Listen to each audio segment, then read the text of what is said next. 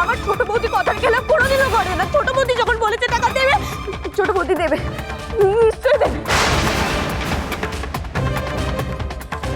বাবা তো আপনাদের 25 লাখ টাকা দিয়ে দিয়েছে, আর বাকি টাকাও নন্দিনী ঠিক দিয়ে দেবে। দিয়ে দেবে? খালি বড় বড় কথা। 7 দিন সময় ছিল দেওয়ার, কই দিয়েছে? দিয়েছে? আর তাছাড়া তোমাদের এই ছোট বৌমা এই এতগুলো টাকা কোত্থেকে দেবে শুনি? হ্যাঁ, অফিস থেকে লোন করে। এই নন্দিনী অলরেডি অফিস থেকে লোন নিয়ে নিয়েছে, নিয়ে তো আপনাকে দিয়ে দেবে টাকা। বলো বলো নন্দিনী, বলো। ওমা বলো।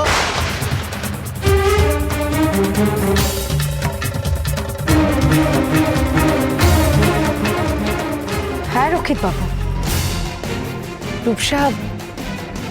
রূপসা ঠিকই বলেছে।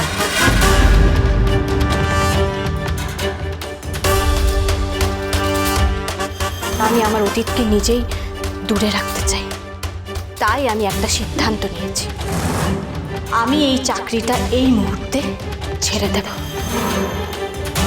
কি বলবো আমি সবাইকে? সকলে আমার দিকে অনেক আশা নিয়ে তাকিয়ে আছে। কি বলবো, আমি চাকরিটা ছেড়ে দিয়েছি। আমি আর লোনের টাকা পাবো না।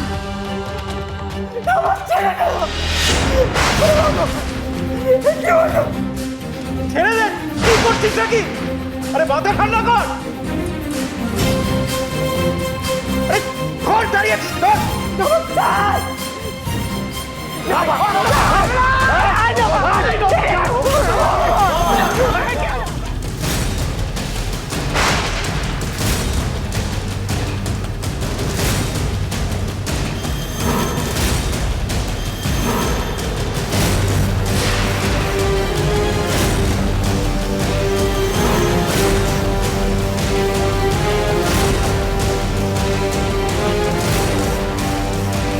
বাবা, এই খুলে ছেলেটা আমার গোবরটাকে মেরে দিল রে।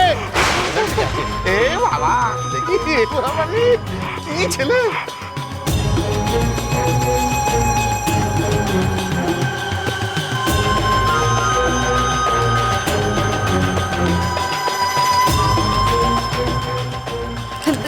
দাদা ঠিক আছেন আপনি?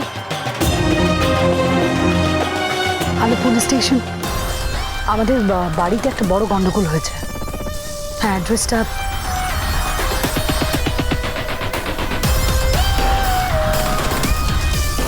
কতবার বলেছে আপনাকে মাথা গরম করবেন না। দেখুন কি করে দিলেন দাদা। তোমার মায়ের গায়ে হাত তোলার চেষ্টা করে ওকে আমি শেষ করে দেবো। একদম চুপ। টাকা নিয়ে টাকা ফেরত দিস না, আবার হিরোগিরি। হ্যাঁ রক্ষিত বাবু, নবাবকে মাফ করে দিন রক্ষিত বাবু। বাবা, তুমি ছোট লোকের সাথে হাত পাচ্ছ, ক্ষমা চাইছো? হ্যাঁ তাই না? তাই না? এই যত দরজায় তালা দে, যা। আর সব কটাকে বাইরে বার কর। চল চল চল, সব দরজায় তালা মার, সব দরজায় তালা মার। বার করে দে, সবাইকে বাইরে বার কর। বার কর, সবাইকে। আপনি তো 50 লাখের অর্ধেক টাকা পেয়ে গেছেন, বাকি টাকাটা জোগাড় করতে একটু সময় তো লাগবেই। যদি দয়া করে সেই সময়টুকু দেন। আমি দয়া করার কে রামকমল বাবু? এটা তো সত্যি আপনি আমার কাছ থেকে 1 কোটি টাকা কর্জ নিয়েছিলেন। চুক্তি মতন টাকাটা ফেরত দেওয়ার কথা ছিল, দেননি। তারপর আপনার ছোট বৌমা আমাকে বলেছিল 7 দিনের মধ্যে 50 লক্ষ টাকা দেবে। বড় বড় কথা, বড় বড়। হ্যাঁ, কই দিয়েছে? একটা পয়সাও দিয়েছে আমাকে? দেয়নি। হ্যাঁ, কোথায় গেল টাকা? কই? বাবু, এতদিন যখন দয়া দেখালেন তখন না আর কটা দিন। আর দয়ার মশাই ছাড়ুন তো, আমি এসব শুনবো না, এসব রিকোয়েস্ট করবো না। এই চল।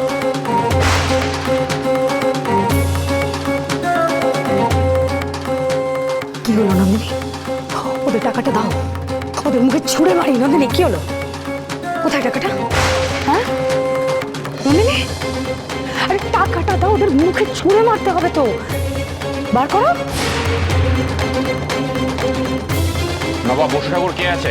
আমি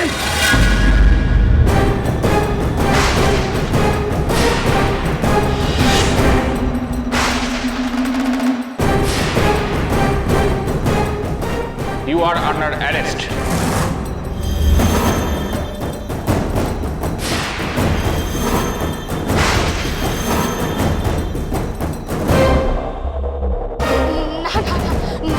কোথাও যাবে না, কোথাও যাবে না। এই যে স্যার আপনি এসেছেন, আসুন আসুন স্যার আসুন, দেখুন আমার নিরীহ ছেলেটাকে কিভাবে মেরেছে দেখুন স্যার। এই বাবা রে, আধমরা করে ফেলে দিচ্ছে, দেখুন দেখুন দেখুন দেখুন। নবাবের কোনো দোষ নেই অফিসার। এই লক্ষ্মীর বাবুর গুন্ডারা আমাদের ওপর অনেক অনেক অত্যাচার করেছে।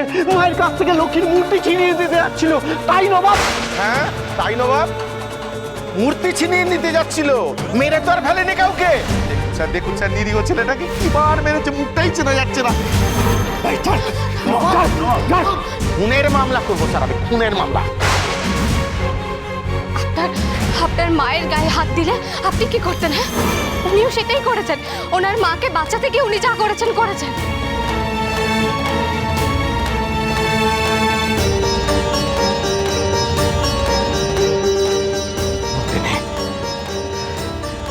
আপনি আমার কথা ভাববেন না।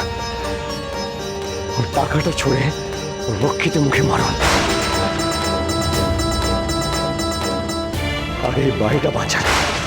হাত ছাড়া হচ্ছিল, বাড়ির দরজার বাইরে তালা মারতে যাচ্ছিল। বাকিটা পরে দেখা যাবে।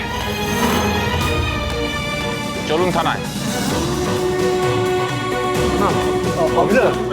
বোঝার চেষ্টা করুন, আমাদের কথাটা একটু শুনুন। আরে নবাব, এভাবে বিনা দোষে ওকে নিয়ে যাবেন না।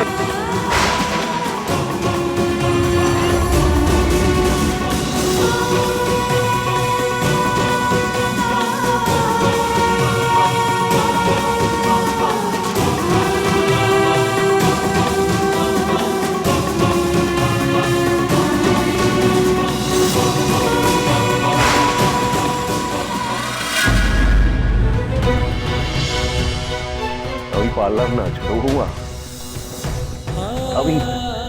আমি হেরেই গেলাম। আমি একজন হেরে যাওয়া মানুষ, মাথার উপর ছাদটাকে আমি বাঁচাতে পারলাম না।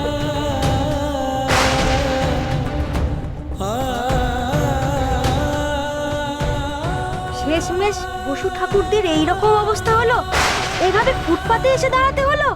এখন ওনারা কোথায় যাবেন? পাড়ার মধ্যে সবচাইতে বড় পরিবার ওনারা। আর ওনাদের এতগুলো লোককে যে আশ্রয় দেবো তাও তো সম্ভব না। আজকালকার ছোট ছোট খুপড়ি বাড়ি, তাতে কি ওনারা থাকতে পারবেন?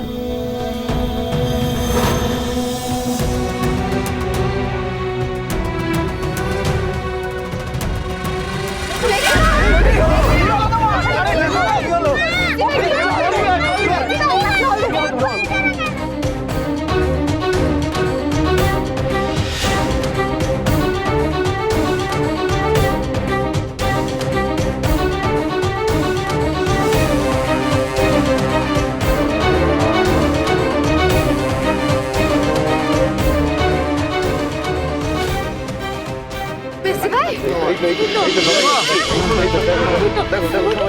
পেশি ভাই ঠিক আছে? পেশি ভাই,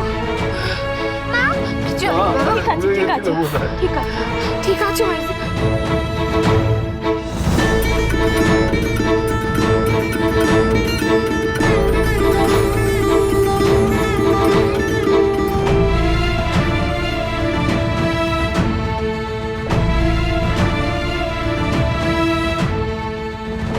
কোথা থেকে যে কি হয়ে গেল! একদিকে বাড়ির এই অবস্থা, অন্যদিকে আমার নির্দোষ ছেলেটাকে পুলিশে ধরে নিয়ে গেল। ওরা যদি নবাবের ওপর খুব অত্যাচার করে, তাই দেখ তোরা একটু জানা বাবা, দেখ না নবাবকে ফিরিয়ে আনতে পারি কিনা। না বাবা, ওকে ফিরিয়ে আনবো যে, তার উপায় কোথায় মা? ওই অভয়রক্ষীর যতক্ষণ না কেসটা তুলে নিচ্ছে ততক্ষণ ওকে ওরা ছাড়বে না। আর জামিন যে করাবো তার মতো টাকাও তো নেই আমাদের। অভয় রক্ষিতের কাছে এখন যাওয়া মানেই টাকা নিয়ে যেতে হবে, এমনি এমনি কি হয়ে যাবে না।